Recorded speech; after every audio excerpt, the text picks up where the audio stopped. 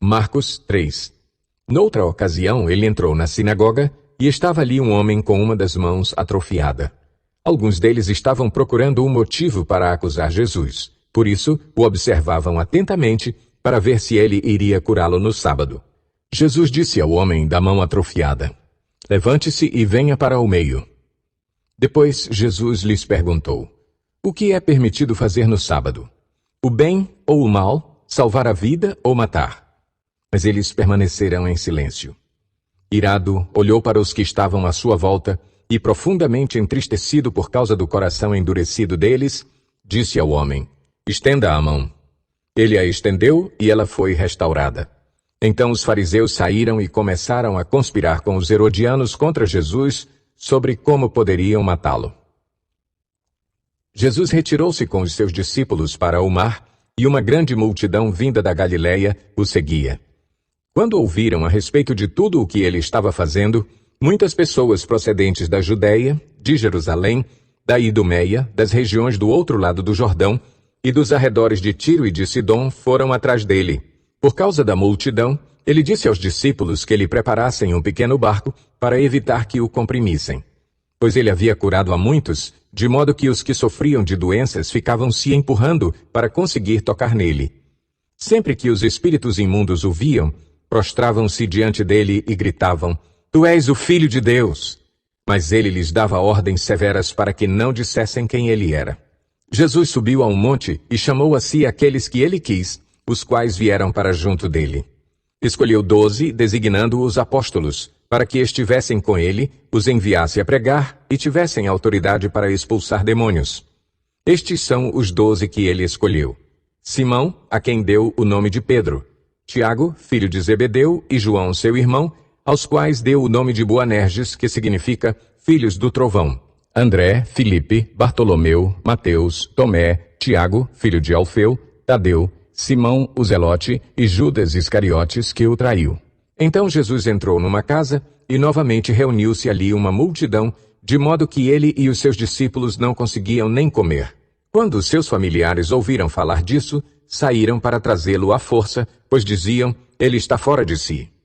E os mestres da lei que haviam descido de Jerusalém diziam: "Ele está com Belzebu, pelo príncipe dos demônios é que ele expulsa demônios." Então Jesus os chamou e lhes falou por parábolas: "Como pode Satanás expulsar Satanás? Se um reino estiver dividido contra si mesmo, não poderá subsistir. Se uma casa estiver dividida contra si mesma, também não poderá subsistir. E se Satanás se opuser a si mesmo e estiver dividido, não poderá subsistir. Chegou o seu fim. De fato, ninguém pode entrar na casa do homem forte e levar dali os seus bens, sem que antes o amarre. Só então poderá roubar a casa dele. Eu lhes asseguro que todos os pecados e blasfêmias dos homens lhes serão perdoados, mas quem blasfemar contra o Espírito Santo nunca terá perdão. É culpado de pecado eterno." Jesus falou isso porque eles estavam dizendo: "Ele está com um espírito imundo." Então chegaram a mãe e os irmãos de Jesus. Ficando do lado de fora, mandaram alguém chamá-lo. Havia muita gente assentada ao seu redor e lhe disseram: "Tua mãe e teus irmãos estão lá fora e te procuram." "Quem é minha mãe e quem são meus irmãos?" perguntou ele.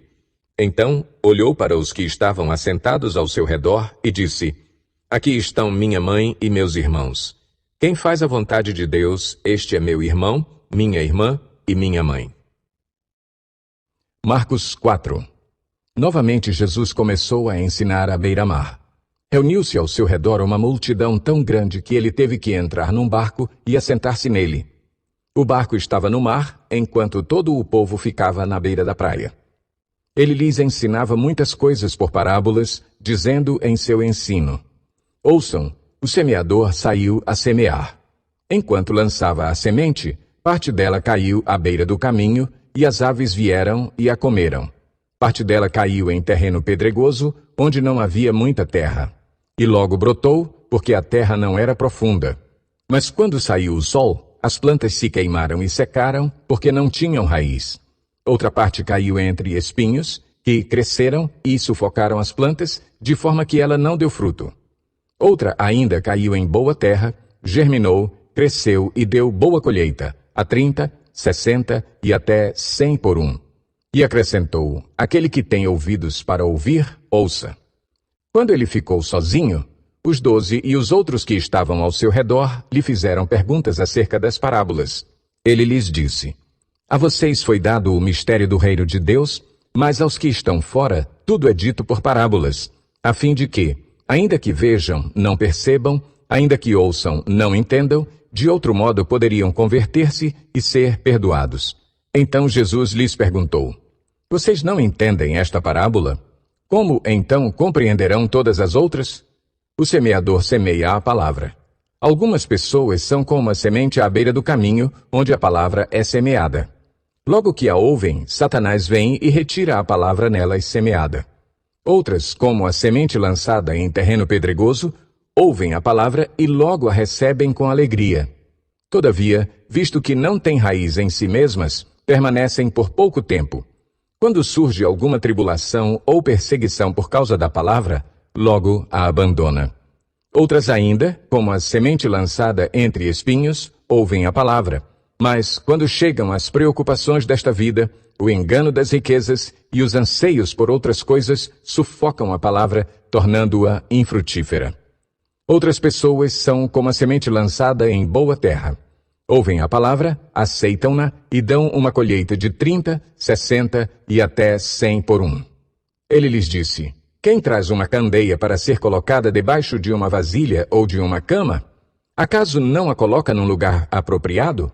Porque não há nada oculto senão para ser revelado, e nada escondido senão para ser trazido à luz. Se alguém tem ouvidos para ouvir, ouça. Considerem atentamente o que vocês estão ouvindo, continuou ele. Com a medida com que medirem, vocês serão medidos, e ainda mais lhes acrescentarão. A quem tiver, mais lhe será dado. De quem não tiver, até o que tem, lhe será tirado. Ele prosseguiu, dizendo: o reino de Deus é semelhante a um homem que lança a semente sobre a terra. Noite e dia, estando ele dormindo ou acordado, a semente germina e cresce, embora ele não saiba como. A terra por si própria produz o grão. Primeiro o talo, depois a espiga e, então, o grão cheio na espiga. Logo que o grão fica maduro, o homem lhe passa a foice, porque chegou a colheita. Novamente ele disse: com que compararemos o reino de Deus? Que parábola usaremos para descrevê-lo? É como um grão de mostarda que é a menor semente que se planta na terra. No entanto, uma vez plantado, cresce e se torna a maior de todas as hortaliças, com ramos tão grandes que as aves do céu podem abrigar-se à sua sombra. Com muitas parábolas semelhantes, Jesus lhes anunciava a palavra, tanto quanto podiam receber. Não lhes dizia nada sem usar alguma parábola. Quando, porém, estava a sós com os seus discípulos, explicava-lhes tudo. Naquele dia, ao anoitecer, disse ele aos seus discípulos: vamos para o outro lado. Deixando a multidão, eles o levaram no barco, assim como estava. Outros barcos também o acompanhavam. Levantou-se um forte vendaval, e as ondas se lançavam sobre o barco, de forma que este foi se enchendo de água. Jesus estava na popa, dormindo com a cabeça sobre um travesseiro.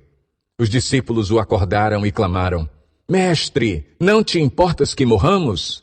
Ele se levantou, repreendeu o vento e disse ao mar: Aquiete-se, acalme-se.